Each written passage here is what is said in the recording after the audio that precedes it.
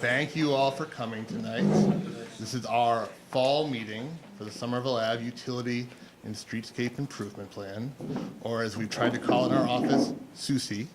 I'm not going to tell you which member of the engineering department wants to try and create this acronym, but if you see Rich Raish and you say SUSI to him, he will smile at you. My name is Jesse Moose. I'm the construction liaison for the city of Somerville.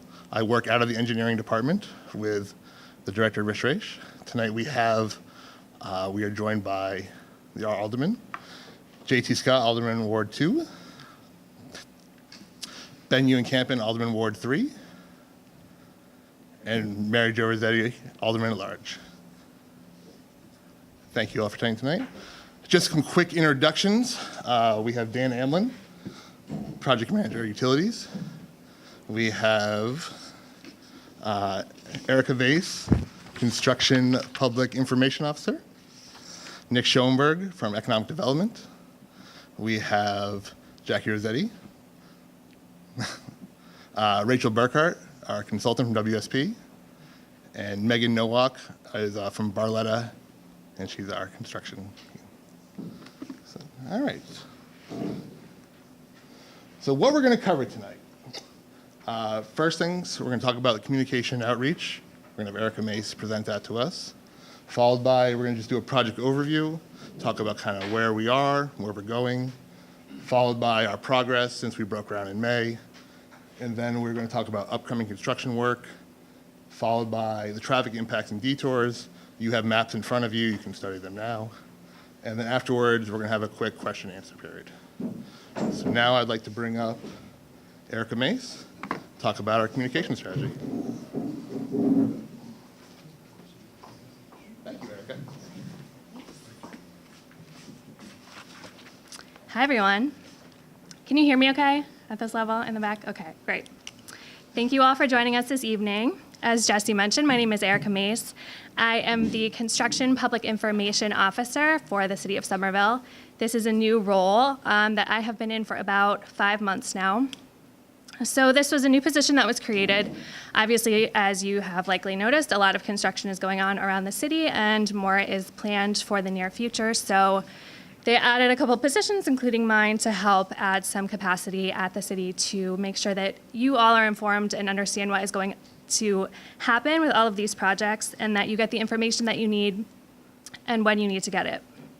So I work closely with colleagues in the engineering department, in economic development, in Somerville, in the transportation and infrastructure department, as well as external partners like design teams who have joined us this evening. So I work on about 7 projects around the city, including this one. And tonight, I just want to give you a high-level overview of some of the tools that we use in the Communications and Community Engagement Office to keep you updated about the project. So this includes everything from hyper-local information, the kinds of things like excavation work is going to be happening between this street and this street on this day at this time. It can be hard to get that specific and that accurate, but we do our best. All the way to bigger picture, more broader scope content, kind of like what we're here to talk about tonight, what you can envision for the next couple of years for this project. So the first method you see here is good old-fashioned door-to-door outreach. This can be used for flyering. We can leave door hangers or letters, some of which you have picked up here today, or we'll go to door and actually canvas. So typically we'll have Jesse as a representative from the engineering department. Sometimes elected officials will go out as well, or a city contractor, and actually have conversations with folks at residences, local businesses, and just kind of really establish that person-to-person contact and make sure we're talking through whatever concerns you have. So we used these recently, for example, when the sewer lining began a couple weeks ago, we distributed letters to direct abutters. We also went door to door. And then also, this is the kind of thing that's useful right before a new project begins or at the beginning of a new phase of a project, like this evening. Just kind of give you a scope of what you can expect and let you know that when you see all of these trucks suddenly coming onto your street, you have an understanding of why that is. Next is the city alert system. This one is really important, so if you're not enrolled and if you aren't sure, let's talk after and make sure that you get signed up, because this is the way that we can use our system called Everbridge and select a geographic area to send a specific alert to. So this is useful for very specific activities that are only going to affect certain folks in particular areas. So for example, if your water service is going to be disrupted, or perhaps your sewer service, like with this project, this is a way that we can get in touch with folks specifically in a very targeted area, and we can send those alerts via text message, via phone call, via email. You can also select what language works for you. So this is really important, and it's definitely a key tool in our toolbox to make sure that you have the essential info. So definitely make sure you're signed up for that. Next, looking to digital media. We have a couple newsletters that come via email from the city. One is kind of recently established, which is construction only. This is a new test to see if we consolidate information about all of the construction going around the city to kind of take a more holistic view about how these projects are starting to run together. So as Jesse plugged at the beginning of this, if you're not signed up, you can email construction@somervillema.gov, and we'll make sure you're signed up for that. The city has its own weekly newsletter as well that just is a great resource to have, just in terms of events coming up and just keeping you in the know. So definitely want to plug that as well. Project website. All major construction projects around the city have their own website. On somervillema.gov, this one is /Somerville Ave. So it's at the end of this deck, so it should be in your packet in case you haven't seen it. But all useful information gets posted there. And social media as well. So we have the City of Somerville accounts on Twitter, Instagram, Facebook, which is Somerville City across all 3 channels. We have our new Loyal to Local campaign, which economic development rolled out recently to encourage folks to really support local businesses who are going to be affected by construction during this time. They have their own Instagram account as well, which is Somerville Business. And Summer Viva, our language liaisons, have their own Facebook pages and social channels that they use to help promote to their communities. And I threw Waze up here as well, because the city has a partnership with them, so we can try to make sure folks know if they use the app, what detours like tonight are going to be in effect. Shifting to more traditional channels, when big things come up that you might need to know about, we can issue press releases, which are picked up by local media and news outlets. We also push those out to the city cable wheel, which is the local government TV channel. So for folks who aren't necessarily plugged into emails or digital media, this is the best way to reach them sometimes. Meetings and events. ResiStat just kicked off last night. If you're not familiar with the ResiStat program, it's a really great initiative that the city puts on. So twice a year in every ward, the mayor and city staff present in each ward about things that are going on in that specific community. This session, the theme is construction, so it's topical, it's timely. If you live in Ward 2, your ResiStat is going to be October 30th at the Argenziano School. Ward 3, you are November 7th at Somerville High in the cafeteria, so make sure that those are on your calendar.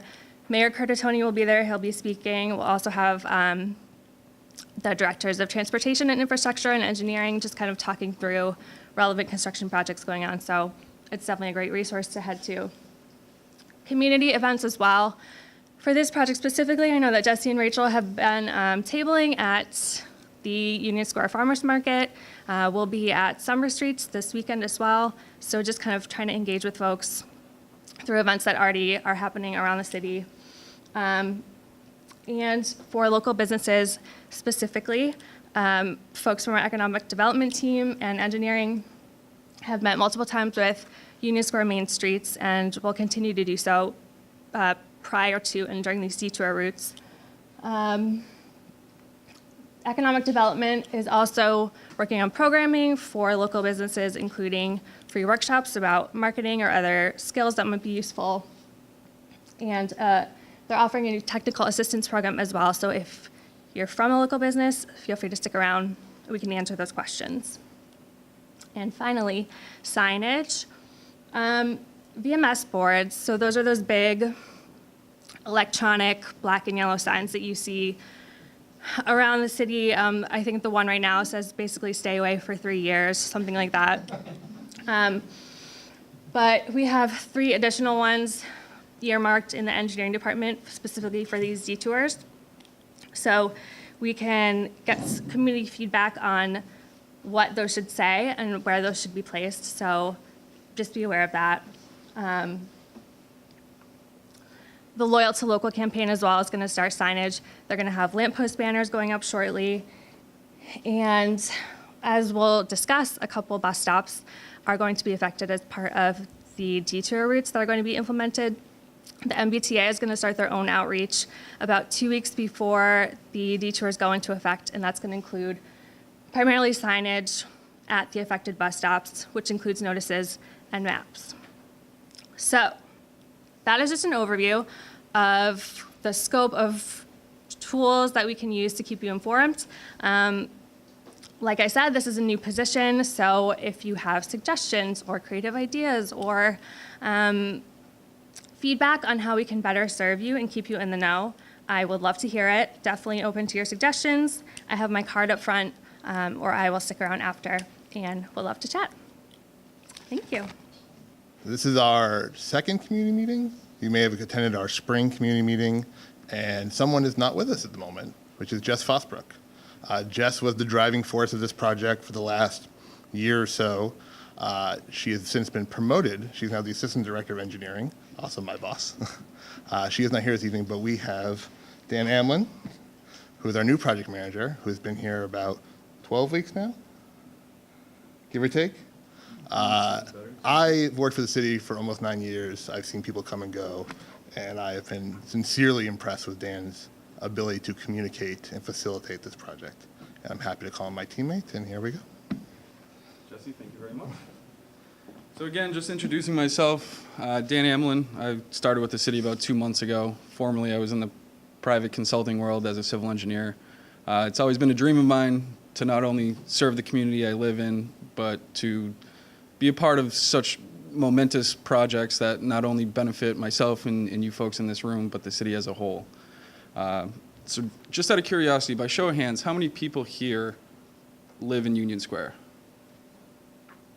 Okay, and how many people here travel through Union Square regularly? Okay, my last question. How many of you folks are not aware of what this project scope is? Okay, great. That being said, I guess this will be more of a refresher from our previous public meeting, but I just wanted to start by giving a brief project overview of what exactly we're doing and why we're doing it. So, that being said, the purpose of this project is to provide improvements to our aging infrastructure. We have a lot of underground utilities that are extremely old, and really this project is a proactive response to again, our aging infrastructure and trying to replace this in preparation for the future, for future development, future residents, businesses, so on and so forth. Up on the screen, you see the first thing that pops up is the Stormwater Box Culvert. This is one of the driving factors of this project and probably one of the most important aspects of this project. Currently, what's existing underground is a roughly 120-year-old, 130-year-old combined sewer. While considering the age, it's in decent shape. One of the things we wanted to do with this project is to provide enough drainage support for the city so that we don't experience flooding. And with major development coming, I'm sure, in the future with Green Line extension and some development in Union Square, this is one of the most important aspects on having proper drainage and making sure that overall, the city's drainage has the capacity to properly drain and tie into a system from the MWRA, Massachusetts Water Resources Authority. Again, part of this project, I mentioned it earlier, is utility upgrades. This includes gas, electric, communications, sewer, water. I think I covered all of them. Quite a few things buried out there. We do have streetscape improvements. While the focus of this particular meeting is not so much on streetscapes and more so on the actual physical construction, I do want to mention that part of this project includes separated bike lanes, energy conscious infrastructure like porous pavement, a lot of new tree plantings, new painted asphalt to create safety for pedestrians and cyclists, so on and so forth. Another thing is Silva cells, which when buried under a sidewalk allow tree roots to grow out horizontally, so we don't have any issues with our new sidewalks becoming in disrepair in a few years from now. And lastly, we do have a few streetscape improvements west of Prospect Street in the heart of the square. It's a little bit lighter in that area, and again, there's future plans for some plaza redesign and some development here in the city, and especially in Union Square. That being said, I'm not sure how many of you are familiar with this drawing, but this is what's proposed, this is what we're building, this is what it will look like when we're complete. I'll just skip through. So you can see we have 2 new water mains going in the whole length of Somerville Ave. These new water mains replace a 130-year-old system. Not only does it improve water quality, it also improves fire suppression capacity and water pressure. We also have currently in sidewalks north and south of Somerville Ave, we have an existing 12-inch sanitary sewer, and here we have a brick sewer. While they seem to be in relatively good condition, we're lining these sewers with a pipe liner in order to improve the longevity of these sewer pipes, and as well as try to eliminate any underground protrusions such as roots or things like that, so that we can maintain the level of service and improve the level of service as time goes on here. We have, I mentioned earlier, a 72-inch brick combined sewer. In the heart of Union Square, it's a little bit smaller. It increases in size as it drains really 60% of the city. This pipe itself, it's a brick pipe. It's about 120 years old. While it is in somewhat decent condition, we are actually lining this pipe, dedicating it strictly for sewer. Currently, it combines both drainage and sewer. And this extends from the heart of Union Square all the way down to McGrath Highway, Medford Street area. The last thing I want to mention right here is what you had seen on the previous screen, a new stormwater box culvert.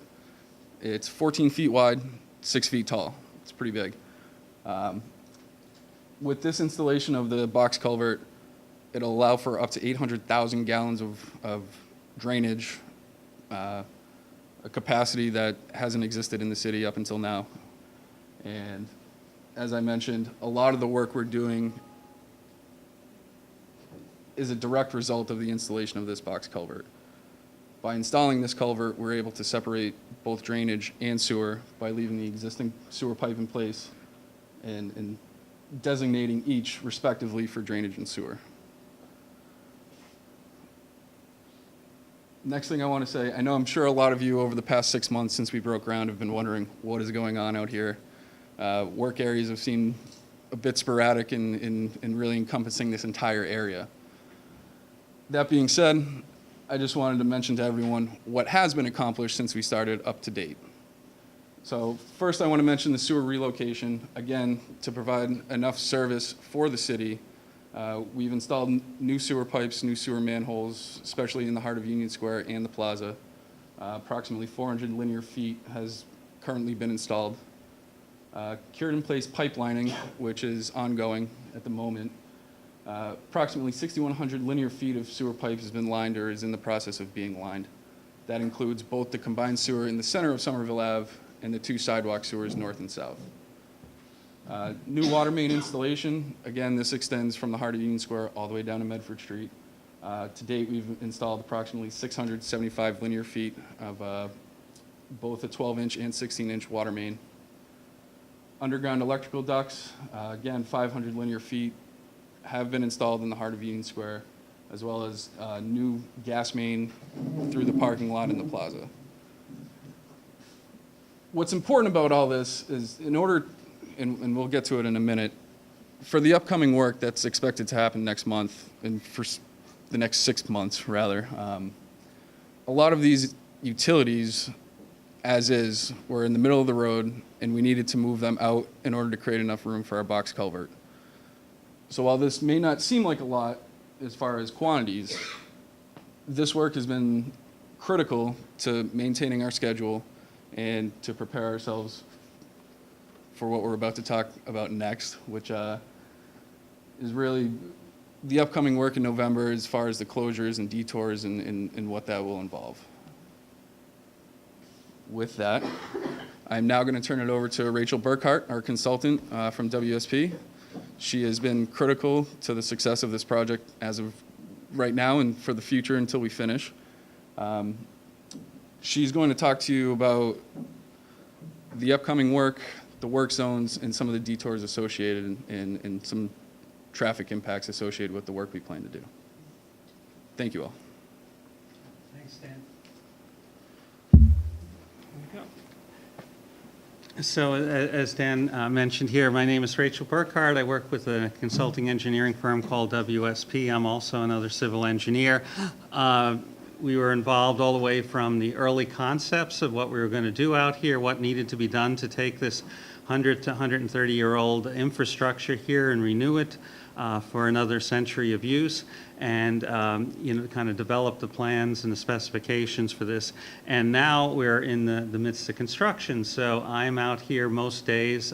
People might see me around with my vest and hard hat, and I have a team of 4 people with me who are working day and night. We have one of my guys is out there tonight because they're doing some more work. So just to oversee the construction and make sure that everything is built according to the plans and the specifications, as well as to work with the contractor when any issues come up or anything in the site that might be somewhat different than we anticipated. So it's an ongoing effort on that there, but so far to date we've done fairly well, and we're pretty much right on schedule of where we wanted to be at this point here. And we're at a big juncture here, as kind of had mentioned here. We were doing a lot of preparatory work, and that's going to be happening through this month here to get things out of the way. And not only the box culvert is kind of major surgery that we have to do here, but one of the biggest things is we need to connect it to the existing infrastructure at the upstream end, which is right in the heart of Union Square. So this colorful picture over here is showing you what this upstream connection is here. And what we have to do is we have to intercept water from various pipes that come into Union Square. Excuse me, this is a 51-inch pipe that was, again, from around the 1870s in Bow Street that was built here. This is a 66, which was built about 5, 6, 7 years ago. You probably remember all that construction that was done in Somerville Avenue, and this runs back from the vicinity of Porter Square, Elm Street, that area down to here. There's also a combined sewer, 36-inch combined sewer in Somerville Avenue. So these are all converging here. Union Square is kind of the grand junction, if you will, of sewers in the city here. They come in from all directions and meet out here, and and then head out towards the where the MWRA interceptor is down by the old Pat's Tow Lot near Target in that area. So that's where they go today. If you look at the historic maps, before everything drained into the Millers River, that got filled in. This is where the water has to go. And I'll mention here that back in the 1800s, when the Millers River was filled in, that's when they built all the sewers in the city. And one of the things that the city engineer at the time wanted to build that they never got to do was this, what we now are building is calling the 14 by 6 inch box culvert. we found the plans after we come up with the concept that he had the same idea, back in 1895 than that we had in 2015. So that kind of confirmed that this really was needed here to, for the drainage in this area here. So we have to connect this box in here, and then we have to connect to the existing pipe. So that starts off as a 60 and becomes a 66, 72, 84 as it marches down Somerville Avenue. And what we're trying to do here with this big plumber's nightmare here sort of is we want to have flow be able to go to either location. And why do we want to do that is that, as Dan had indicated, the box culvert we want to dedicate to pure storm drainage. And right now, everything has a little mix of this and that with it here. There's like 50 shades of combined sewer gray in Somerville. It's all different kinds of things. So while the drain here is mostly the drain, there's a couple of places where some combined sewers are relieved into the drain. So under a big enough storm, there could be some combined sewers. Similarly with the Somerville Avenue drain, and then this is obviously a combined sewer.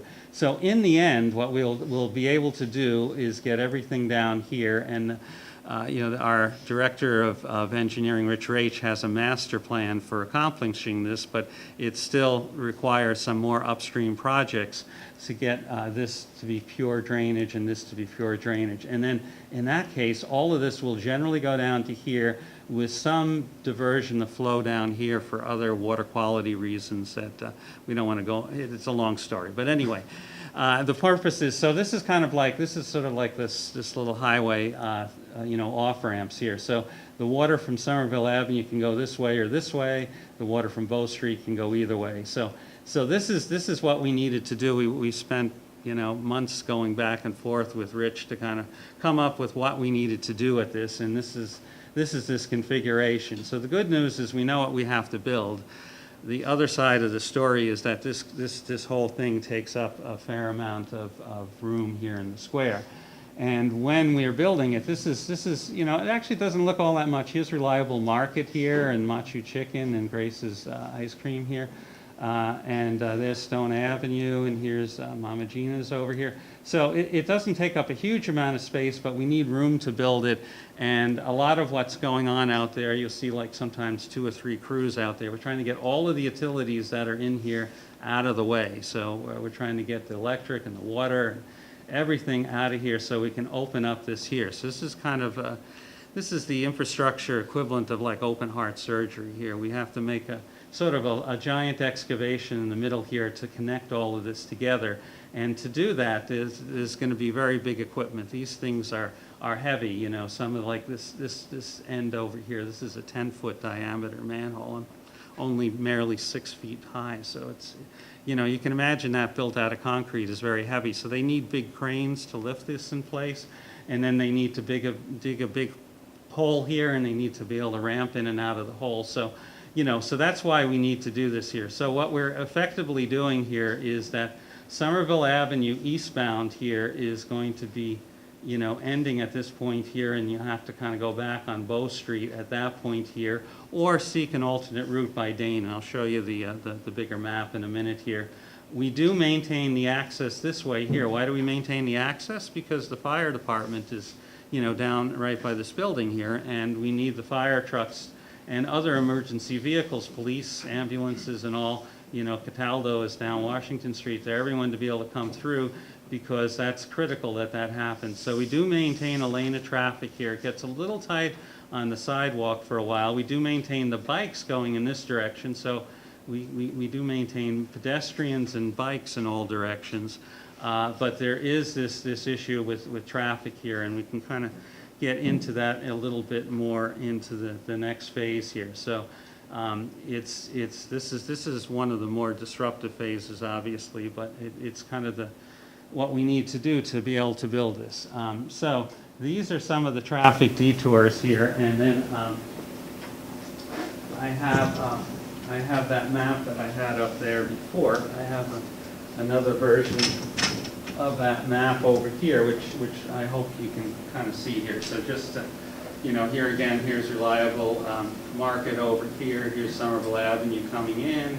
Grace's is over here, Stone Avenue, Webster here, Mama Gina's, Washington Street there. So just going over what would happen here. So if you're going east on Somerville Avenue here, what happens is you won't be able to go through the square and continue on here. You're going to have to detour before you come here. Go down Dane Street, go down Park Street, or take another route entirely to get through here, perhaps by Highland or some other route. So we'll show you what that looks like there. So that's the first couple of things here. Access will be maintained to Bow Street. Oh, sure. Okay.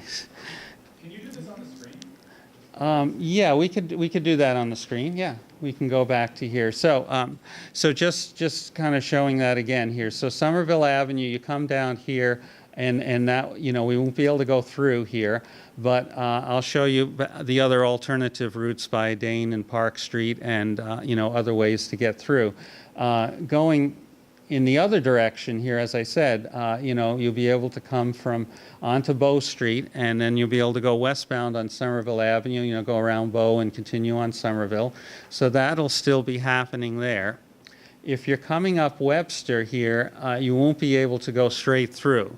So what do you do with that? You have to do what you did before we made the Webster and Prospect two-way. You're going to have to go back over to Prospect, take the left turn on Prospect, and then you'll be able to come down through here if you do that. So that's kind of what happens with Webster here. With Washington Street, you still be able to go straight through on Washington Street. That'll still be in there. Stone Avenue is the other one that's affected. Stone Avenue will be blocked. Well, no, actually, this isn't affected in this stage. No, sorry about that. Stone Avenue, you'll still be able to make the turn onto Stone Avenue and go up that way. So there you go. Also, on your second pages, packet in front of you, there's a map that also shows the detour. Yeah, so maybe we can just, this is one of the maps that show the detour here. So if you're coming east on Somerville Avenue, if you want to come down here to any of the stores, Machu Picchu is my favorite there. I'm married to Peruvians, but there's a lot of good places here. You can still get to all of those places here. You can still circle around on Bow Street. The parking in these areas here, we're not going to, there's no real parking in here that's going to get lost, but you will be able to circulate around. If you're trying to get over east of here, you can come over on Dane Street to Washington and then continue here. You can do the same thing on Park to Beacon, in Washington, or you can just choose an alternate route through the city. If you're coming down Bow Street, you used to be able to do this hook. That's not going to quite do it there. So Bow Street, you have to go west on Somerville and then Dane, and then come through in this direction here, and then you can still get to Webster. And as I said, from down here, if you're coming Prospect or Webster down here, instead of going up that way, you'll have to do this for this period, and then you can take this cut through is there. And as I say, but if you're riding your bike, you can still commute the way you always wanted to here, right through the square. So we will be maintaining that through there. So anyway, that's that. If there's some questions about that, we can kind of go into that a little bit more. So the other thing of what's happening, well, is this bus route. So we got your 5 bus routes in the square here, 2 of which are going to be impacted. So the 87 coming inbound going to Leechmere is going to get impacted, and then the 85 is going to be impacted in either direction here. So if the map is easier, I'll show it to you on the map. So the 85, now is kind of coming up and going straight through here. So it's going to do the same thing everybody's got to do if they want to get there. It's got to go back to Prospect like it used to do, come here, take the left, and then continue on its route. So that's a relatively minor diversion for the 85. The 85 coming down Bow Street going to Kendall is going to have to take it takes the hook on the boat like it usually does, but it won't be able to do this one on Somerville Avenue here. So it's going to go down to Dane and come around Dane to Washington and then continue along on its route. So if there's 3 stops along the way here for the 85 and 2 for the 87, 1 for the 85, but this one for that. We're going to move them over here at across from Hawkins and by Kingman here. So right in this area here, you'll be able to have a stop for those routes there. And then the 87, similarly, instead of continuing along, is going to miss these 3 stops here, and then go down Dane and then Washington and through this area here. So this is going to happen during the period of time here. So we're looking at November, December, January, February, March, April. So that's 6 months. That's about that on there. 6 months gives the contractor plenty of time. If they perform ahead of schedule, we'll restore things, in that regard. But that is a reasonable one. So this is, we have the stop at the foot of School Street. That would move over to here. You'd have to get the 87 here. If you're at this stop here, here, or this stop over here, these 2 stops for the 87 here, you can pick it up over here. So there will be stops. Now, there will be maps posted, beforehand, and then during the detour here, the T and the city have gotten together, and they're going to put out maps to show you where you need to go, and there'll be other notifications on that. So we had several meetings with bus ops over the time period to plan this whole thing, and we'll look at what it takes to do the bus here. The stop lines probably have to get moved back, and we're going to work with the T. They're going to run some test buses on this route before they actually do it, and then we'll identify if there's any other little traffic improvements, and then continue to monitor this. We'll monitor the functioning of these 2 traffic signals as this detour is happening here, and if necessary, the timing can be tweaked to improved operation at those. So with that, yes, the 86 bus is unaffected by this. So the 86 bus, will be coming in Washington Street, stopping where it does, stopping right here in the square, continuing through, coming, taking the turn here and going to Washington, coming in from Sullivan, stop here, stop right over by the, the cable TV building here at the plaza, and it is unaffected by the route. Likewise, the CT1 is unaffected by any of this, and the 91 is unaffected by any of this. So those 3 routes will be as they are today, so that you can still go to the same stops and get your buses there. So with that, I believe, oops, there we go. Dan, do you want to talk about this, or you wanted me to talk about that here? So why don't I do, well, all right, so Dan has offered for me to talk about this.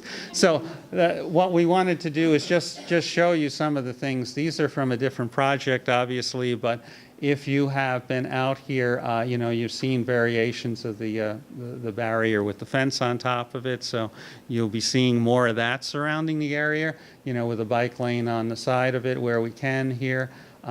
These ones here, we don't really have those. There's some future stages where we might be putting these little bollards in to separate the temporary bike lanes. But here, with the detour coming down here, you'll have, to your left will be something like this when you're riding your bike, and then to your right will be the curb line. So you'll have that like 5 feet in there with that. So that's that. And then this is just showing other, temporary detours with markings or whatnot. So these are some of the things. But the key thing here is that, both ways, bicycle movements have been, are going to be maintained.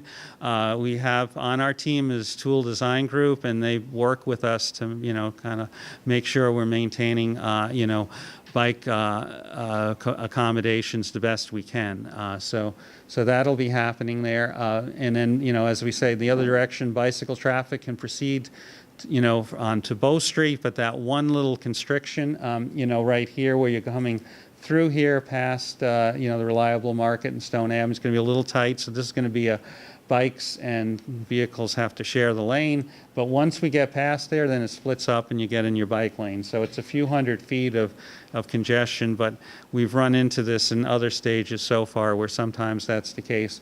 We will have, as with anything else, we have a lot of police details out here to kind of, help with things and, observe if there's any problems. If they see anything that doesn't seem to work traffic-wise, they tell us about it, and that gives us input into it. So sidewalks, crosswalks, access to buildings will be maintained. It will be a little bit circuitous going across here. If you're coming down Webster and you're trying to get over to Stone Avenue, you're going to have to go up to that mid-block crossing by the plaza. You won't be able to get right across from Magina's like you can today. So there's going to be some detours to the pedestrians, in this area here, but it's not impossible to get from point A to point B. And, we'll have signage for detours here, and then as we do things, we work with we've worked with Union Square Main Streets, and there may be other signs that they may want to put on here just to kind of guide people to merchants, guide people to where they need to go. Sometimes like a little wayfinding sign, like if you're going to, if you want to go down Bow Street and you're over here, well, how do I get from here to Bow Street? And, kind of like, well, there you go. You just got to do this. So anyway, things like that, we'll try to do the best we can with that. But if there's suggestions, we can do that. There's a lot of flexibility in that regard. So that was kind of the main points we wanted to mention on maintaining that. If anything, this is probably one of the first, construction projects where sort of bikes and pedestrians come before cars. So it's kind of neat in that way. But it is one of the things that we've been trying to do is maintain, maintain bicycle access, even if we're not maintaining car access for a while there. So with that, sorry, I overshot this. What do we? There you go. You can. All right, he's going to grab that over there and fix that thing. Oh, thank you, Rachel. All right. So that was the slide presentation, and now we move on to the talent section of this presentation, or questions. So all I ask is when I pick you, I hope you raise your hand and you just introduce yourself. We're all friends here. So who had the question? Hi, how are you? My name is Susan Batari. I grew up in the city. I've lived here for about 55 years. So I have a question. If you look at the Milk Row Cemetery on Somerville Avenue, I think everybody knows that you can cut through there where Market Basket is to get onto Dane Street. And I'm really concerned with people doing that, and it's going to be bad enough with people going down Somerville Avenue and turning on Dane Street. So I want to know what's being done to sort of fix that situation. Yeah, so one of the things we can do with that, we want people to follow the main roads and not kind of do these cut-throughs. So we do have a number of signs that the contractor has about, open to the butters only. So selectively, this might be a situation that we could consider for that. So, we'll take that as something that we're noting. And if that's, we could come up with some signage for that. And then the other thing we can do is just, some of the trailblazing signs for the detour, like Somerville, we can have, when you come to that intersection, Somerville Avenue detour straight ahead, so we're not sending people down. But it's like water. Everybody finds a way through. Yeah. And it's going to cause a real problem. Uh-huh. The other question I have is you're funneling all the traffic down Dane Street and Park Street. Yes. Park Street is a little wider than Dane Street. Yes. But I'm really concerned about the winter and snow, parking and two-way traffic with cars and buses. Yes. I don't Yeah. understand how you're going to safely do that. Are you going to eliminate parking, or what's the plan for that? Yeah, I don't know exactly what the DPW is thinking of. Do you have? We're not going to be eliminating parking. How are you going to get a bus and a car by on Dane Street? I mean, Yes. consecutively? That's what you're doing. You're Right, sending right. people coming up, and you're sending buses and cars down. And now you've also got somebody parked and snow. That's not gonna work. Yeah. well, I mean, There's gonna be a major traffic jam. parking would not be available on one side for a snow emergency. Well, it isn't now. There's only one parking on one side of Dane Street now.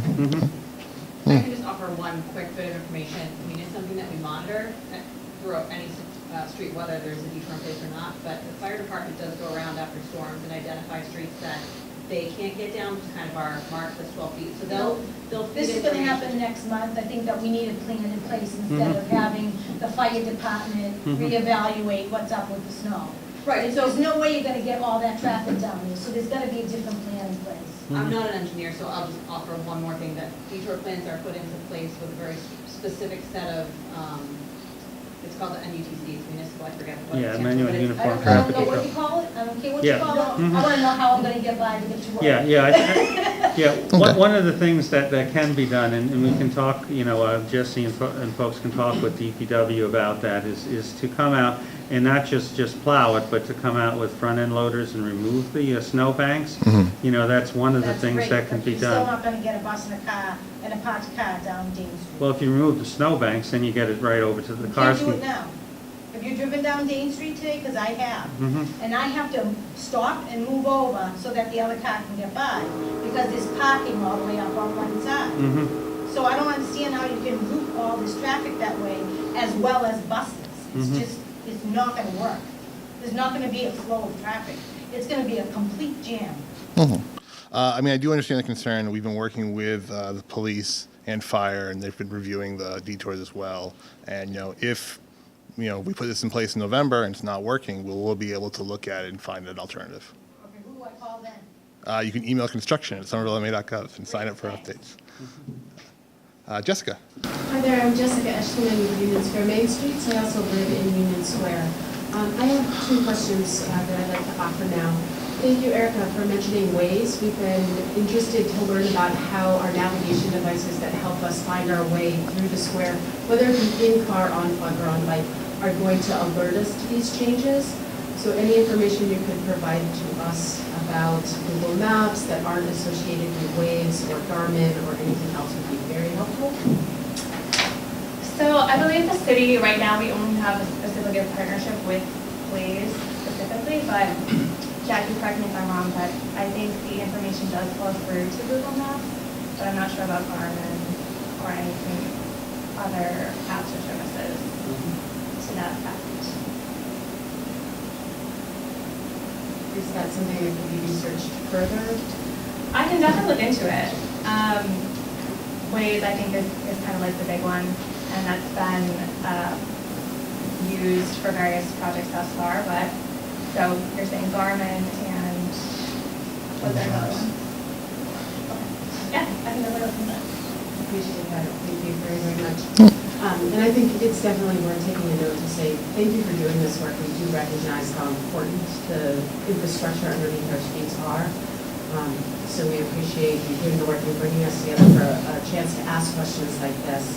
When we take a look at the detour maps as they're laid out now, we're keenly aware that there's a number of businesses that are along Somerville Ave that we're looking at final 6 weeks of our calendar year, which is a very important time for retailers in particular, who can earn anywhere up to 50 to 70% of their annual sales during this cycle. So passersby and convenience to get through an area with as little disruption to that storefront-rich area of the district is something we're really concerned about. Can you talk to us about the possibility of a Hawkins Street detour that might help us preserve some of the bus stops in particular? Moving those bus stops affect employees who are getting to their businesses, residents who are getting to and from wherever they're going, and of course customers that are coming to the businesses. So, I mean, it's a similar answer to the question about Dane Street, is that we'll be reviewing detours once they begin. We're very confident in this now, but if we see that it's not working, we'll obviously reconvene with a different strategy. I think more to her point is about how the bus detours and car detours are affecting the businesses around the Bow Market stretches. So you can get to Bow Market. But, Christy Chase, I live over on Bow Street.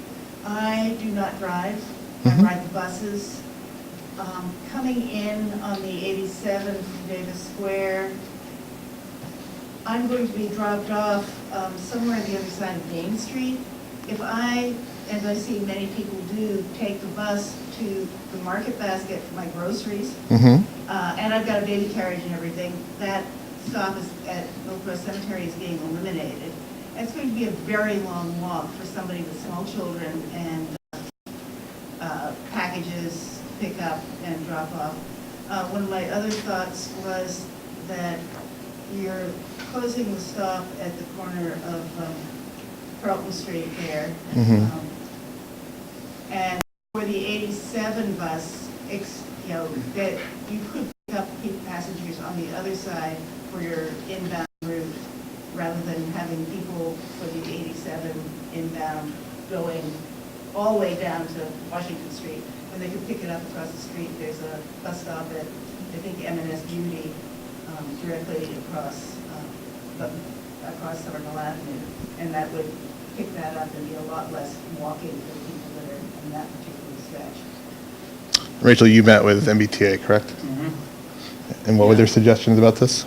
Yeah, we hadn't even talked about that specifically. So are you talking about The 85, switching to the 85? if you're on the 85 and Yes. you're going inbound, Right. and you're waiting there at Carlton/Bow Street, Mm-hmm.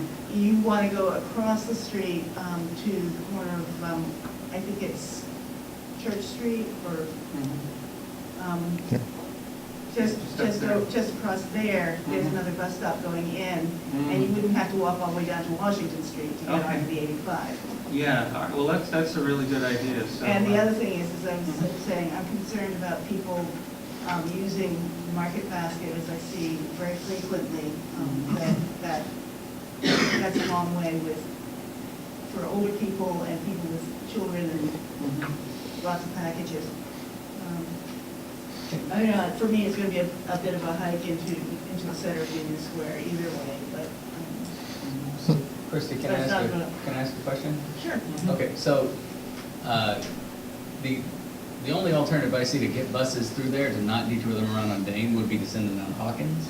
And Hawkins is a narrow street. Hawkins is narrow in one way, the other direction. Right, and one of my thoughts is that if we could reverse the flow on Hawkins Street for the 6 months, that would be far less impactful on the entire area than, and sort of ban parking on Hawkins for that duration so that we do have room for the buses. I mean, Yeah, it would impact quite a few people, but far less than this proposed rather large detour. Would one of y'all like to talk about the MUTCD requirements for the width of streets that are being used for these detours? Or? Well, I just want to mention your concerns, especially regarding Hawkins Street. We've received a lot of input from residents, businesses, so on and so forth, specifically about Hawkins Street and what we're able to do. So I do want to mention that we are aware of it. We are performing an analysis of it. It's a lot more difficult than just putting up a sign that says, now Yeah. go the other way. But, we have to work with our traffic department, police, fire, most importantly, looking at the safety aspect of reversing direction or making it a two-way or removing any parking spaces. There's a lot of factors that play in that simply, just it's going to take a little bit of time to really nail down and make sure we're not only abiding by the rules of, not state highways, our specifications, state laws and all that. And the national and federal. Sure, yeah, but I do want to mention that, that is not lost on us. It's something that we're still reviewing. And as we prepare here for our closure in November, we're actively working to figure out what the best solution and what the best option would be. So. Debbie. Hi, Debbie, owner of Play Union. I'm at the corner of Carlton, where you're talking about, Somerville Ave, where that lovely bus stop is. That won't be there. Anyway, so I have two questions for you. Sure. First is it possible for the city to get rid of, change, do something with the stay away till the end of time signs? So, yes, so we've heard. So, though. It's actually not laughable. It's really frustrating. When we all laugh in this room about it, it's actually hurting a lot of the people who are here because we're here because our business survives from people coming to the square. Absolutely. If you laugh at the sign that says don't come to the square for 3 years, it's really makes me. So. A more positive message would be really, really helpful for us as businesses. And actually, we're looking for, Residents and as a yeah, so we're looking for that communication from you guys. So if you have suggestions, get in touch with the U Square Main Streets or email me directly. That sign was put up there a while ago as kind of the harbinger of what's coming.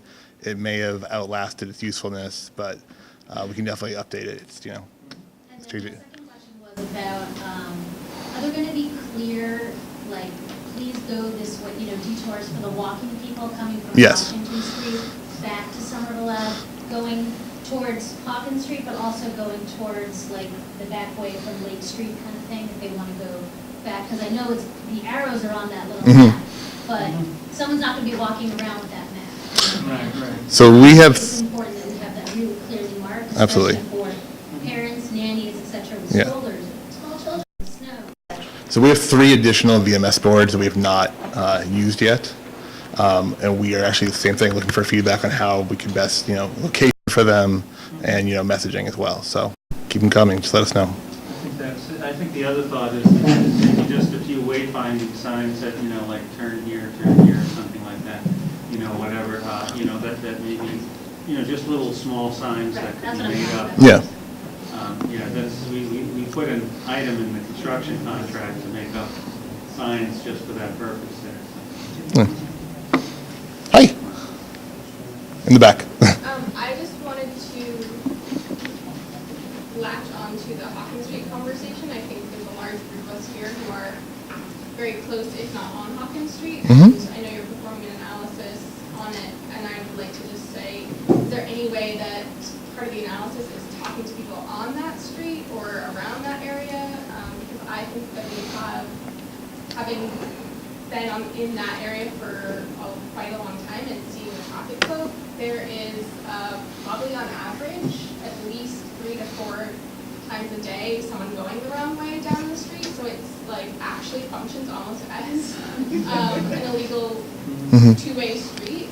So I think that it's important to talk to people who are actually in the area, seeing it happen, seeing the traffic flow, because we can all speak to it a lot Mhm. as far as like the way that we see parking happening. Like we're there a lot of the day, and there's often a lot of empty spaces. That's the Somerville resident space area. So I think I just want to say, I want to ask, is there any way to be part of the conversation of the analysis? Because I think it's Absolutely. it's important for it to be heard, not just by analyze for people who don't actually spend much time. Yeah. Not to keep repeating myself, but emailing construction@somervillema.gov is really the best way to get in touch with us about the project and give feedback. You, sir. John Fitzpatrick. Hey, John. What's going to control the flow of this traffic? The lights that are there now? Yeah, so the lights that are there in Union Square, we're going to retime them for this new traffic configuration here, and then the lights will control the traffic in the square, based on that. So we won't have traffic coming this way, so we'll put plastic bags over those lights, and then we'll have more time in the cycle, the traffic, to give to the other streets there. So, yeah, so it will be retimed for this configuration. Does that include Dane Street? Does that include, yeah, well, that's what one of the things that we were talking with Dan about that is we need to study that because that might need to be retimed for that very purpose there. If we're not getting enough of throughput, if we have to get more time to get cars out of Dane Street, which I think is one of the major things there, particularly since both ends of cars are turning, so that turning movements are slower than straight through movements, as you know, so that's exactly one of the things that we've been talking about the last couple of weeks, actually, the need to study that and perhaps retime those lights accordingly. Thank you, I appreciate that. Mhm. Captain? Hi, my name is Captain Christopher Ward. I'm in charge of, I oversee all the details for the city. When this happens, we are going to have a large police presence, especially on Dane Street, on Washington Street, on Somerville Avenue. There'll be cruisers with officers. We'll be in complete contact with the city engineers, the traffic and parking, monitoring the lights, making adjustments immediately, moving traffic by hand through the lights to make everything as smooth as possible. We'll be using details, we'll be using on-duty resources, we'll be using whatever we can to make this as painless as possible. Obviously, there's going to be things hourly that come up, but they'll be addressed immediately.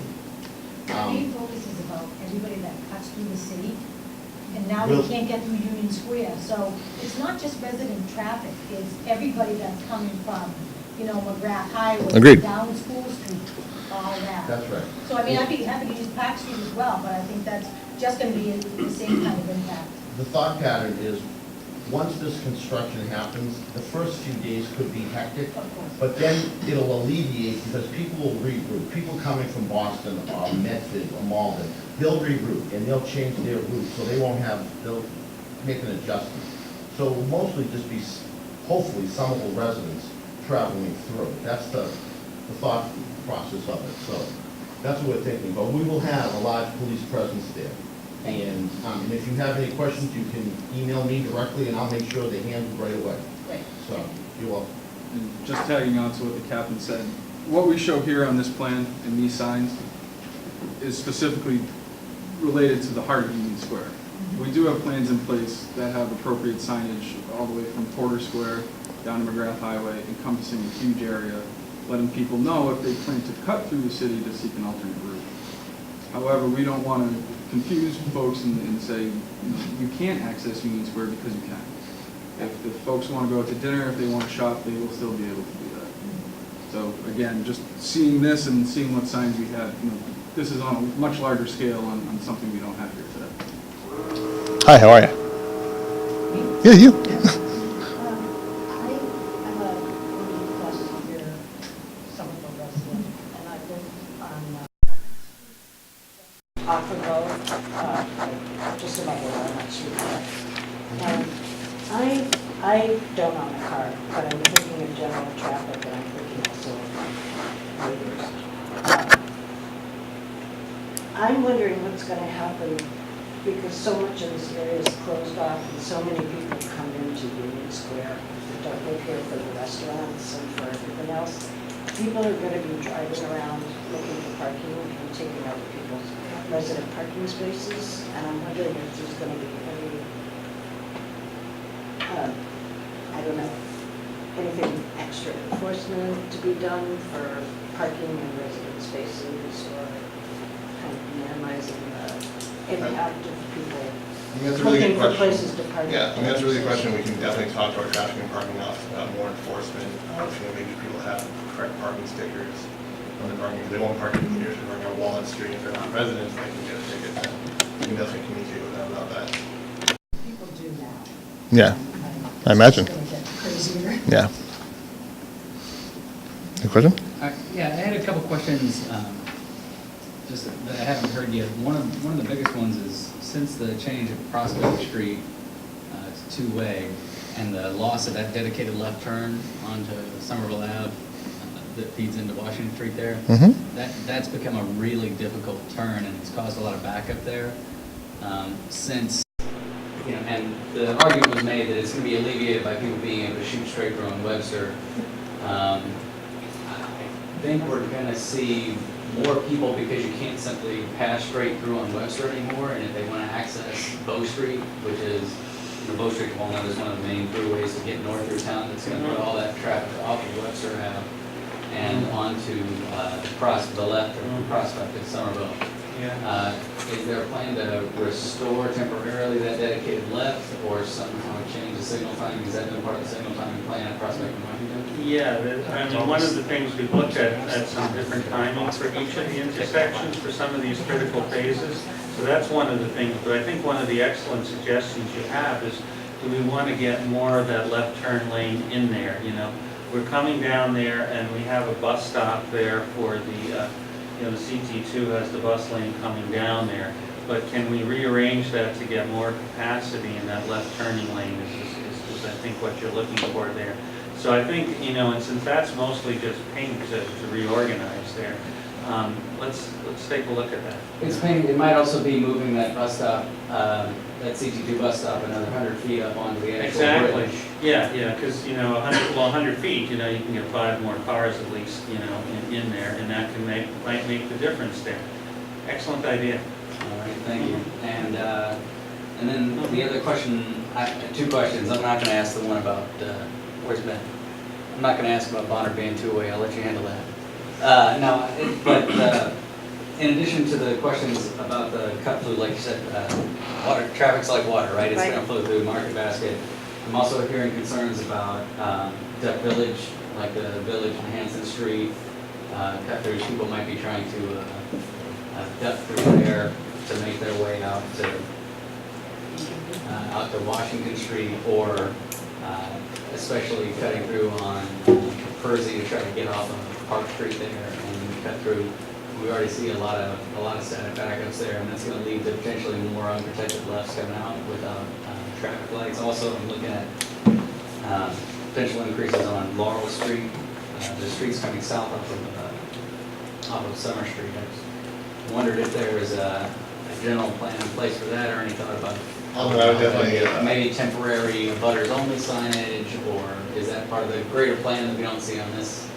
So I'm going to defer to the same answer that Captain Ward gave earlier about we're going to be monitoring it with heavy police presence and see what happens before we make any determination. All right.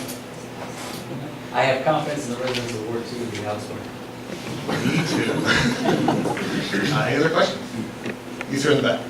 I just wanted to echo those concerns shared earlier about Dane Street. As someone who's ridden a bike on it every day for more than 5 years now, it's been hairy the whole time, and the year-round component of it too, with the snow, it's going to be really easy to imagine many combinations of situations where that becomes a gridlock zone and you're on Dane Street for 45 minutes along.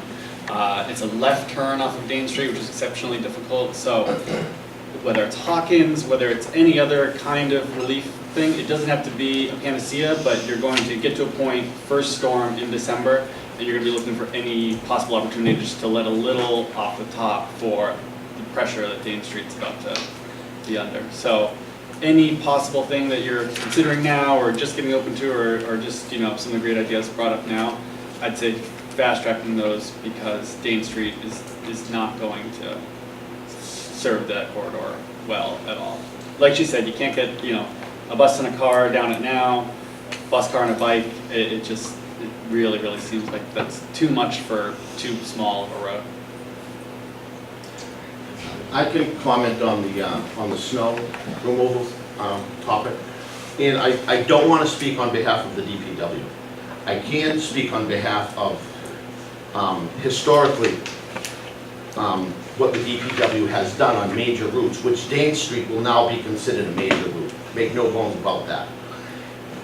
The DPW has had a huge influx of equipment, snow removal equipment that they've purchased for these reasons. And I've overseen it. I've been there during these removals, and it's really spectacular. Other cities and towns have come just to view our equipment and to see what we have. So the equipment that we have will clean the streets right to the sidewalk, right to the curbs, and blow it right into the back of an 18-wheeler or a smaller truck and truck it away. And if history is the same, which I'm sure it will be, Dane Street will be clean to the curbs. I don't want you to be overly concerned right now with that particular topic, because I don't foresee it being an issue. So. No knock on the DPW. My dad worked for the DPW for 30 years. Yeah. They do a fabulous job. But as he said, and as I said, with no snow, it's hairy. Right, right. But with snow, the city is going to be aware of it, and they will be right on top of it. In my opinion, that's what I would say. They're going to be addressing it immediately. The streets will be salted. That street will be clean as a whistle. Thank you. Right afterwards. Hi, my name is Erin Heath. I co-own 2 businesses in Somerville. And I think, like, my biggest concern is the fact, I know that this has to happen, and I think it's important to do the job right. And it's never going to be convenient for anyone. But I think the big concern is for retailers that November and December are really important months for us for making our numbers and making our businesses successful. And to lose that opportunity and people not wanting to come into the square is really going to affect us. Have you considered, you know, starting in January as opposed to starting in November? It's been considered. One of our biggest constraints is from a contractual perspective. The way we issue contracts with the city and some other outside factors. Unfortunately, this is the only place this can happen. It's unfortunately the only time this can happen in order to finish our projects within a timely schedule, to meet our contractual obligations. And another issue, this project has received so much grant money from the state to happen. I don't think the city's ever seen this much money for a project before. So is there grant money for the small businesses to keep operating? Well, actually, Nick, would you mind answering questions about grant money for local businesses? Not so much for keep operating, but just what's available? Sure. I will preface by saying there's not the grant money from this project going for businesses. Right now, we recently launched a program last week that, for many of you familiar with the Stormwater Improvement Program, it is a CDBG HUD-funded program that we are calling Small Business Support. It's broken down into 2 phases. The first phase being a half day of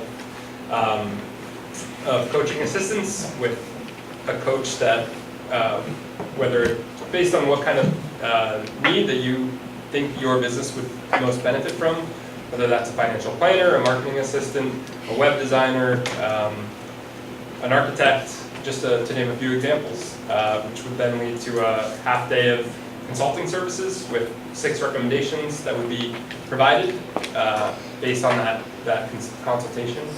The second half would be the implementation phase of that. So from those recommendations that you receive, there would be an opportunity and funds, grant funds, up to $7,000 to pay for some of that implementation. That could be towards equipment, that could be towards architectural services, that could be to design a website. So we just launched that program. If anyone is interested in learning more about that, they're happy to email me. I can leave my card out. Question actually far in the back was first.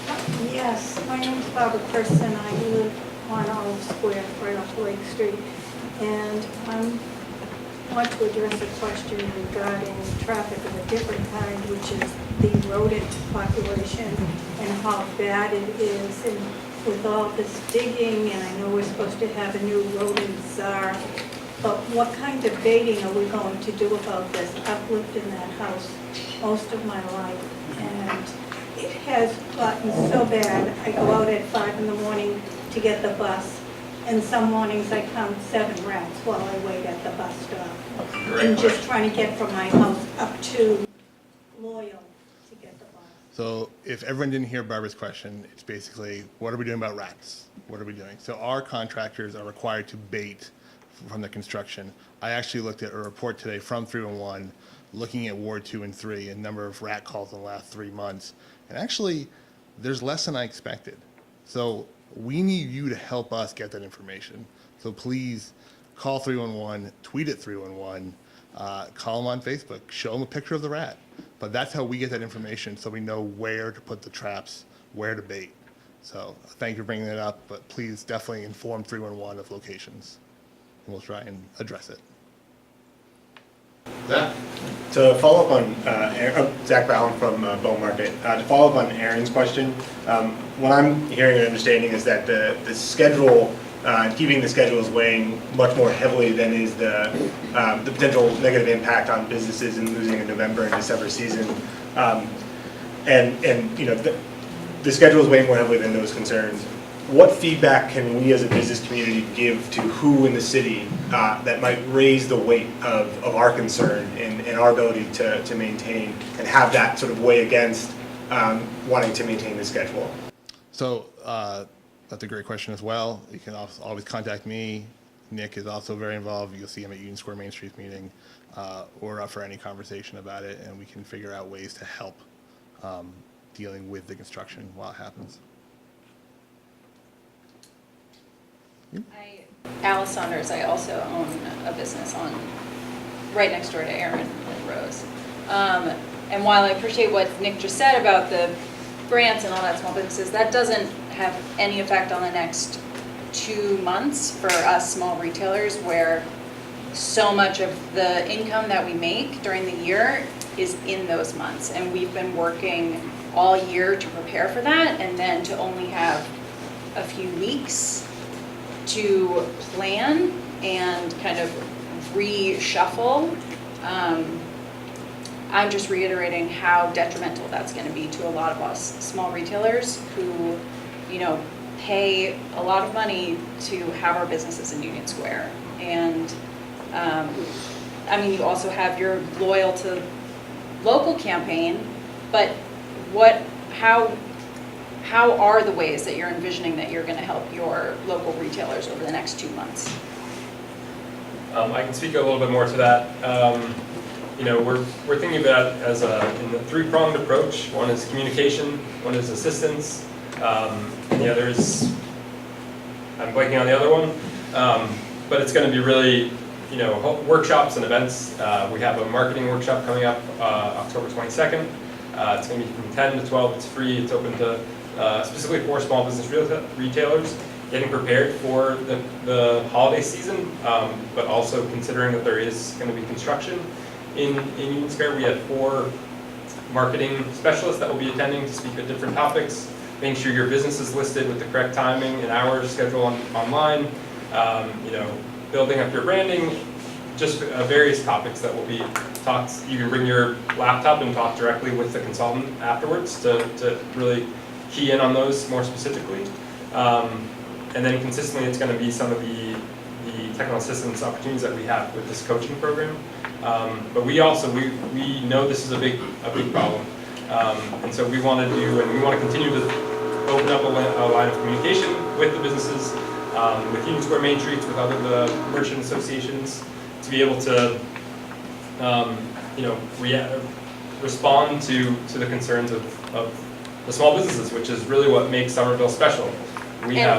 Sorry, just to respond to that, I know for our businesses here, like, we don't need help with our marketing. What we need help with is getting the customers that are coming from different parts of the city, coming from different parts of the state, being able to get them to our businesses. And so if they're coming, you know, they're driving an hour to do their holiday shopping in Union Square, if they're going to have to circle Union Square 20 times to find a parking space, and then they're not going to park there and they're going to bring their business elsewhere. So while I appreciate all of that, we don't need help with marketing. We need all of you to say to us, okay, how can the flow from, you know, through Union Square be improved? What's, you know, your feedback? So for us on Hawkins Street, the possibility of making that a two-way, just really talking to us about how can we effectively get our customers that are coming in from other parts of the state and other parts of the city to Union Square, how can we get those customers actually in there?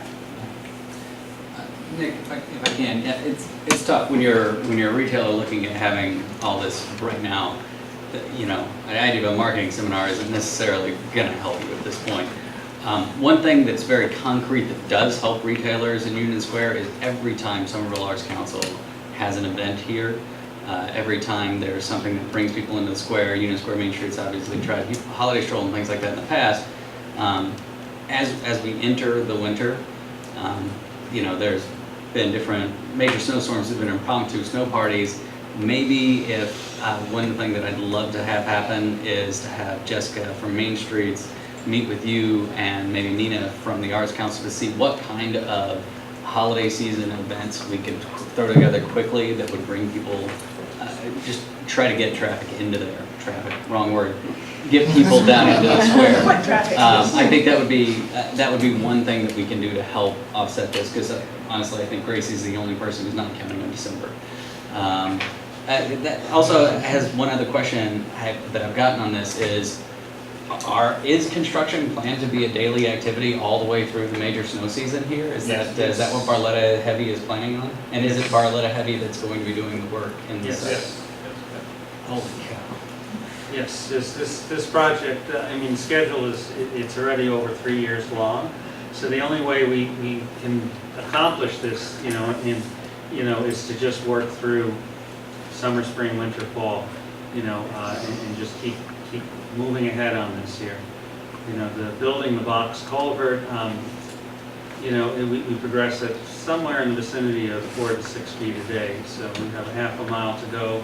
It takes a long time to get that half a mile. So it's just it's going to be through all season. So that's the plan. And then So just to follow up on what Alderman Scott said, traditional construction season is April 1st to really about November 1st to 15th. So if we did this project with that schedule, this would be a lot longer than 3.5 years. You, sir. Hi, my name is Gareth. I live on the corner of Magnus and Lewis Street.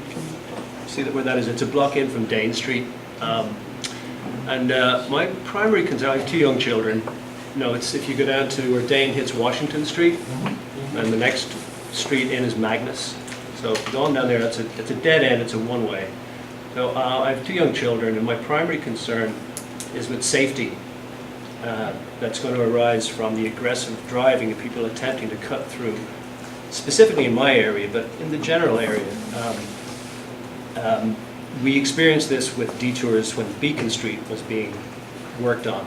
And even though you can't get through any of the streets that we live on there, we had a constant parade of very fast driving of people who were obviously frustrated with the situation and were attempting to get down those streets. We eventually prevailed upon the alderman at that time, Mary Ann Houston, to get barrels put on all 3 of those one-way streets to help with that. But there's going to be real safety issues with this situation because it's going to be worse than, I feel it's going to be worse than that time. I think that was about a 6-week process, and it was extremely difficult to live through. And now you're going to have Somerville Ave, Webster, backups all the way to Kirkland and beyond. There's going to be a lot of problems based on that, and it also leads me to think about, has any consideration been given to how people are going to access Argenziano? I walk my son to school, but people have to drive there, staff has to get there. Also people who are bringing their kids home, trying to cross those streets with aggressive, frustrated drivers, is a real concern. In wintertime, when it's going to be dark and we're going to have snowbanks, it's not going to be a pretty picture. Understandable. I mean, and I once again defer to Captain Ward. I mean, we will be monitoring the whole situation. It's not just monitoring the detour route, but it's monitoring the side streets as well and seeing how those are impacted and making decisions based on that. Thank you for the question. You, sir. Yeah, was it established whether you can get an 87 bus down Wilkins Street? Was the logic to take the pressure off of Dane would seem to be to take it down to Hawkins, mainly the Union Square Central stuff back up and onto one car, put it on the corner of Hawkins and take the 87 down there. It's not, this is a very minor thing. The 87s are 3 an hour at the most major times, but in snow season, if you try to stick 87 buses down Dane when it's heavily impacted, that could be an issue that you might have to have if you did get them down Hawkins. And certainly add that additional stop, at the corner, temporary stop at the corner of Hawkins at Somerville Ave. Yeah, I think what we have to do is look at the bus making that turn. You know, it's very narrow, the width of the street. So what might have to happen is they may not be able to do it from the right lane. They may have to turn from the left lane to be able to make a swing to get in there. So that could be a little bit tough there. But I think as part of the review of Hawkins, look at that and see what it would take to get the bus to make the turn. And then if it has some possibility, we can talk to the G about, running a test bus and see if they can make the turn. So first of all, I want to reiterate, the gratitude for the huge job that you all have, and it's clear to me from having worked with you over the last couple of weeks on this how seriously you're taking it, and that is semi-comforting, to know that we have a very competent team. But I guess it's very clear to me that this will be sort of the biggest issue that Alderman Scott and I have to deal with for the next 6 months. So I guess the question I have is, who should the public go to? There seem to be a lot of different decision makers. There's the MBTA, DPW, the police, construction, engineering. I know deciding where detours go is an extremely complicated question that requires all of these people. Who should people be going to? Is it you, construction? The ward alderman. Sure. So construction is really a triage email address. It goes to Erica, it goes to myself, it goes to Jackie, it goes to Rich Raish, and the 4 of us then look at how we respond. where it's response of a communications front, of Jackie or Erica responding to via email. It could be me going out and seeing what's going on the actual street, or Rich giving a much more technical response. But then from there, it then gets sent to other people to respond. So I would definitely start there. And I guess, this has raised a lot of questions that I think the alderman will be bringing up in future meetings. I will say, hearing things like, we're 20 days away from when this is supposed to start, and hearing we're going to take a look at the light on Dane, we'll try to see about the left on Prospect. Those to me seem like really major issues. Yes. It's time to have looked at them, it would be my opinion. The difficult thing about trying to figure that out now is the existing condition today is not going to be representative of what we would expect. So really, if you were to perform an analysis now, say on signal changes, you won't have a true representation now of what this will look like in a month. As tough it is to say, in order to actually, make smart decisions, be intelligent about what we're going to do, we need to have, quote unquote, that data in place, and we need to see how does this function. And the second it starts, we'll be able to start collecting data and then make decisions based on that. But again, just reiterating, as of right now, maybe you don't see a whole lot of cars on Dane Street. To try to time a signal, how do you do it? For the record, Dane is like bumper to bumper. Every morning, yeah. Why don't you try driving a bus down, taking a right from Somerville Ave with the bus and a cop waiting for at that light. Try driving a bus down there and the same thing on the other end. No, yeah, that's why we're going to move the stop line back. And that's why we're bringing out the test. Stop line coming up, when you're coming up on Dane Street, you're coming up the hill to Somerville Ave. We got to move it back so the swing of the bus can make that. And on the At other the end, end. we're going to bring a test bus out and see how far we have to go. We're going to move the line back to that point there. Same thing happens at a lot of other intersections around, and usually somewhere around 15 to 20 feet behind the crosswalk is where the stop line is. The bus makes the swing. Hampshire, the Prospect, and by Union Square, same kind of thing. Stop line is back 15 feet, and the bus makes the swing. Very tight corner, very similar to Somerville Avenue and Dane. So that's exactly what we plan to be doing. So, And again, just thinking the microcosm of Dane, Washington Street, right? So if you look at the signal timing or you look at the traffic, we're also trying to take a look a mile away. How will that impact, something, let's say, up by Porter Square? What will the traffic be like? Will people who are just trying to cut through the square seek an alternate route? Things like that, all these different variables. People are trying to cut down Dane Street just to go into Cambridge, for instance. Will they go somewhere else? And that's kind of the thing that we have to wait and see what happens. Not that, Dane Street's going to be a breeze to get through, but there's all these other intricacies in a much wider footprint that we have to analyze instead of just trying to focus in tunnel vision on one specific area. Debbie? Thank you. I just wanted to make a request for future large detours like this that wind up happening with this project, which I'm sure there will be. I'm sure you guys didn't just find out that you were going to be doing this last week when this was sort of brought upon us all as a community. If there's any way to get to, even if it's parceled out, the information via the email of the construction update or something at an earlier period of time, that would be really helpful. Because all of us going into our busy season, finding out about this like right before is extremely frustrating. And I think that's why you're seeing a lot of worry and fear of what is about to happen. That's a really good point. I mean, as we're moving down Somerville Ave, everything is kind of work zone by section. And Zach made a good point when we met with him on Friday that he'd like to have it more than 3 weeks in advance notice. We can definitely give him more of an update.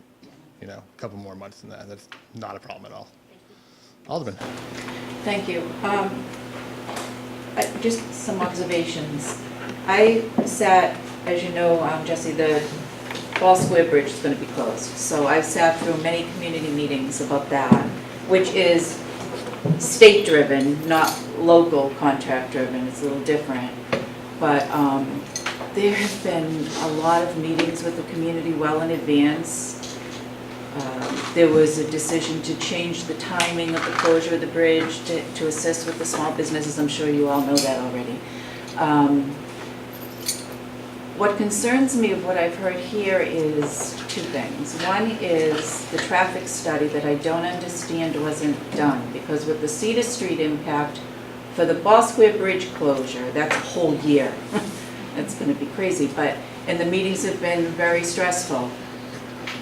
But there was well ahead of time, that traffic study, the count of cars, the anticipation of the traffic, what they were gonna do to impact all those side streets. The MBTA is really, they're losing a lot of spots too for the walk for families with children, and they weren't willing to budge to help with that.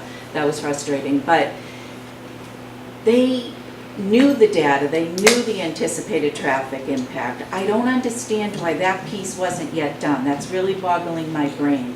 And the second point I want to make is the gentleman who talked about having young children. On the bridge closure, the local alderman did not want Willow Ave used as a potential, cut through a street use, because the Brown School's on that street. They wanted to stay away from the school because of the children. And we're bringing all the traffic past the Agenziano School. So I know there's always a shortage of crossing guards, and that's just the way the world is, and people not wanting that job or not looking for jobs. And I know the difficulty there are in getting detailed police officers because there's so much going on in the city. I want to make sure that the children are protected, and the families and the staff, because of the bridge right there too, and the angry people who are finally on a straight roadway and don't want to keep going. And not just at 7 to 9 in the morning, but at 2 to 6 at night. The chief has already addressed this, and he plans on using on-duty resources. There'll be community police officers assigned to the Genziano School in the morning and in the afternoon. Okay, good. So there'll be a uniformed police officer there during construction. Awesome, thank you. But the traffic study piece is boggling my brain. My first car accident when I was 16 years old, way back when, was when I was stopped at Dane Street, and a bus, at that time buses used Dane Street, the bus was making the corner and hit me. So she's right. I'm glad that there's going to be a change for the line of stoppage for traffic, so that probably will definitely help. But why the impact, the potential impact of the traffic flow wasn't yet done, and we're talking November is coming fast and furious. That's the piece I think is frustrating. Richard, could you answer to this? In terms of that, yeah, I mean, one of the things we've noted with Union Square is that anytime we've done a traffic study and we've tried to use the data that we had, we had done studies before we made Prospect and Webster two-way, and then we made it two-way, and our numbers weren't the numbers that actually were using the street. We were way off. We had to take more counts, and we had to tweak the lights. And then after we tweaked the lights, we had to take more counts because people weren't going. We tried to use logic to figure out where people would go, but people weren't going, in the logical route between point A and point B. We had even done this Bluetooth study, where we could detect the Bluetooth devices in cars and find out what route people were taking around Union Square, and then when we were going to make the streets two-way, we assigned them to the most logical direct route that they would take. Lo and behold, we found that people weren't taking the most logical routes, so we had to keep retiming it based on where people were actually going. Will the engineer be on board to make that immediate change for the traffic light change? Because that's going to have to be adjusted a few times. You're right. Yes. Are we going to have to wait for the order to be placed and wait for whoever does that to change it? Because I know Davis Square lived that nightmare. No, so we are on top of this project. There is many of us that are involved in this, many people who are not in this room right now who are involved in this project, that we can over-communicate to ourselves about what's going on. So we are... Because whoever has the key to change that traffic light is there. That's important. Jim McGinnis, live on Bow Street. Just responding sort of a detailed perhaps to what Rachel was saying, but I think one of the reasons that some percentage of drivers didn't react to the change to two-way Webster prospect was that Google did not update their database for a long time. I had a conversation with them, and they said the city had to confirm the change, and they weren't able to get a confirmation for about a month. So I think the city has to be proactive. They'll take input from citizens, but on something like changing directions of streets or diversions, whatever, they require a confirmation by the municipal authority. Yeah. And that did not happen in a timely fashion in that case. Yeah, I know the group at City Hall that works with Brad were working with Waze at the time, and within a day or so, Waze was changed, but perhaps Google was you know, a longer delay. So you know, maybe that group can look into you know, how to do that more efficiently. Any other questions? You turn back. Hi, I'm Joe. I live on Wesley Park. So you'll notice it's the little cul-de-sac that's right off of Bow Street. So I have a 3-year-old, and every morning we need to get her to school on Somerville Ave, down toward Porter, and then I need to get to work, which I do by using the Mass Pike. So this is going to be pretty impactful to our mornings, and especially trying to get home in the evening, because essentially what you're doing is separating the north and the south except through the detour. So it'll be pretty difficult for us to go back and forth. What are you doing in terms of, you mentioned the butter-only areas. What's the story with that? Are there particular places you're thinking to do that? Are there creative options that you might think about? For instance, for streets like ours that are only accessible from Bow, perhaps to make them accessible from Summer, that sort of thing. I think it's something that we just need to review once the detours go into place, about the idea of keeping some streets of butters only. I think we just need to actually review it as a team before we can make any sort of determinations like that. This goes back, I mean, you said you have high confidence in the detour plan, but I don't know where that confidence comes from if the analysis hasn't been done, and you haven't even tried to make guesses about how many cars are going to come through, what's going to happen. So I'm not sure where the confidence comes from. Rachel, can you follow that again? Yeah, I think, you know, in regards to that, you know, you know, because before, you know, we weren't really coming up with numbers that predicted the future, and we still had to go on the fly. You know, we were, you know, spending a lot of the city's money as a consultant that wasn't buying anything of value for the city, so we just had a problem with, you know, just spending money. I mean, you know, that wasn't doing that. But, you know, our thought is that once we have real data here, you know, once we had the data, you know, we can respond rather quickly with any of the changes that need to happen. But we need to kind of understand that a little bit better, and you know, I think that was why, you know, we really didn't do a lot of study beforehand on that particular aspect of it, you know, relative to that. We knew that this whole area is a big thing, and we know that, you know, the problem is there is a portion of the cut-through traffic that comes through this area here. People going from origins and destinations that are not in Somerville or adjacent to here, and you know, that portion, we don't know how much of that gets to, you know, the more difficult it is to get through. Some people are going to, you know, kind of completely get out of the area. So so for that reason, you know, we wanted to work with real numbers and not just kind of our best guess in this. And it's just Union Square is, I think, a little tougher than some of the other streets are to know exactly how people are going to, you know, travel through, given these restraints. So, but you know, we you know, as soon as we get into that, you know, everything will be monitored, and these changes can happen pretty quickly. I mean, we were making the other changes. You get the data in, and within a day or so, we're making the changes to lights and things of that nature. So it's the response time is pretty quick that we've been able to do with that. But you know, I mean, it's just I had a kind of a problem spending the city's money for something that I didn't think was worth it. I mean, if I thought it was worth something, I would do that. But I mean, it's somebody's taxpayer money at some point. I just, you know, honestly, I didn't feel that it was really worth that, you know, to do that. The state wanted us to do the same thing down in McGrath, And there's so many variables. I mean, they're gonna close Washington Street, so what happens when you close Washington Street to do that bridge? You know, all the numbers we have are gonna be completely different when that happens. So, you know, that was kind of the reason, but, you know, I think the commitment is really to follow up and you know, to do as much mitigation as we can when, you know, once it gets into effect. Alderman Scott? So just to that point, and to Joe and to my colleague's question there, I think I appreciate that the turnaround's quick. Maybe something that could help is an understanding of, you know, because Mike Tremblay might be out there, or Adam Linsky might be out there doing a traffic count.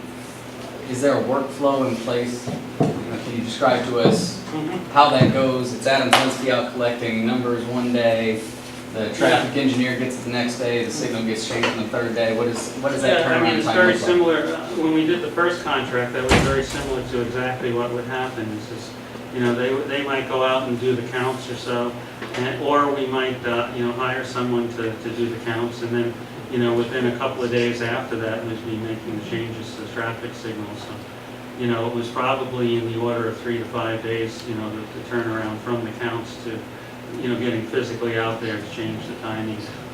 Okay, and the way to direct that is going to be comments that either come in to me or to construction saying there's a serious problem at this intersection, and then we'll be able to direct T and I to work on collecting those counts and making those timing changes? That's the idea, yeah. All right, thank you. Yes, sir.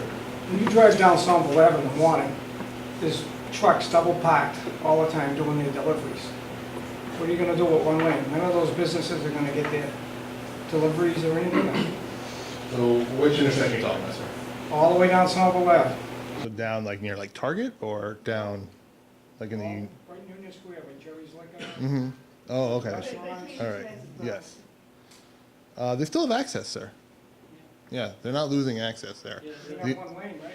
No. We're gonna keep the 2 lanes between Bow and Somerville, eastbound there. Yeah. 2 lanes, same amount of Yeah, traffic. the only issue would be they can't then continue on through this intersection. They have to loop back onto Bow to turn around. So they'll still be able to get the same delivery schedule.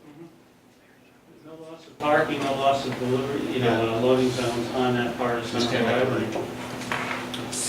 Is this a 7-day-a-week project? Is it a 5-day-a-week or weekends? Like for the actual construction that's going to be happening, I imagine like in the square, it'll feel really chaotic.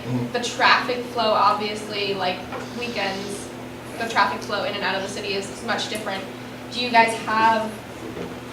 I guess you showed us a picture of what's happening in the square. Obviously, like going through the square in the last couple days, there's been a lot of like the lanes are narrowing, and there's, you know, I've been stopped and let like 4 dump trucks coming and going. Like, is that happening on weekends? So it's two answers to this. One, when we do this part of it, it'll be Monday through Friday unless something happens. What's currently happening right now is our CEPP lining, which is a 24/7 process. So that's why you're seeing work happening late into the night. If you attended Honk in Union Square the other day, you saw our trucks there with billowing smoke. It was a very interesting sight. So that part is very different than what we're going to be dealing with in November. On that note, all the work that's taken place up until now has been in an effort to clear the roadway corridor for the upcoming work. Once we actually start this, we're here. We're just in this zone. It's not going to... That's kind of the difference between what's happening now and what's happened over the past 5 months compared to what we can expect. On weekends, are you gonna be able to use the whole, with no detours, or do you not? No, because our work zone will remain. This will still be there regardless. It's a very similar, if you saw what was in kind of the heart of Union Square in front of El Potro for the last couple of months, very similar to that, just bigger. Question for, so there won't be work happening on Saturdays and Sundays, but the area will still be blocked off. Is that right? Okay. Alderman Hirsch. Sorry if this has already been asked, but the plan changes in the heart of Union Square, like switching back to the all-way pedestrian cycle. Now that would be implemented at the end of this, like larger project, or what? Can you just repeat that? Yeah. So we've been waiting for, I think, about 7 months now for a bunch of changes in the heart of Union Square, like switching back to an all-way pedestrian cycle.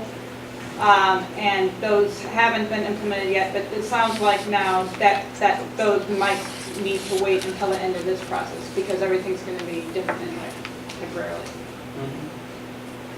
Talking about The traffic lights. We're talking about crossing This, at the yeah. major intersection. At Webster and Somerville Washington in and particular, that was supposed Webster. to revert to an all cross. Yeah, that will definitely wait until after this part of the process is over in April. Wait, is that answer as well?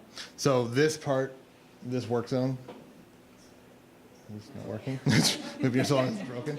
So that will be there till April, and then once we finish that, we move to the next work zone, which is outside of that intersection, further down Somerville Ave towards Target. So that possibly can be restored then. Any other questions? Jessica?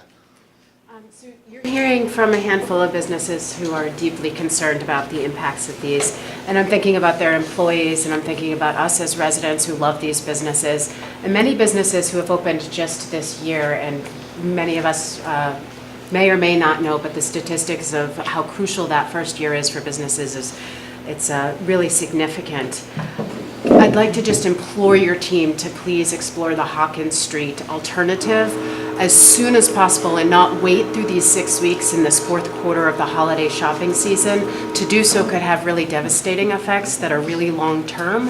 And so I understand that we have to wait for data on some pieces, but this is one if we can encourage you in any and all way to be proactive on as soon as possible. I take this opportunity to do that. I mean, yeah, we have heard from numerous people, and we will look into it.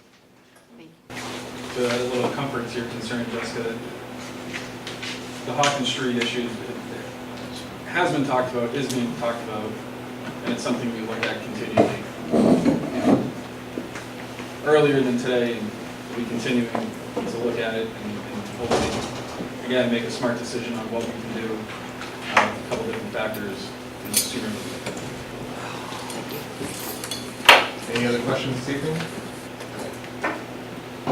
All right, I want to thank you all for coming. So the next leg of our world tour, Rachel and I will be at Summer Streets this week. And you can come by, we'll have the same presentation and slides. If you want to have another conversation.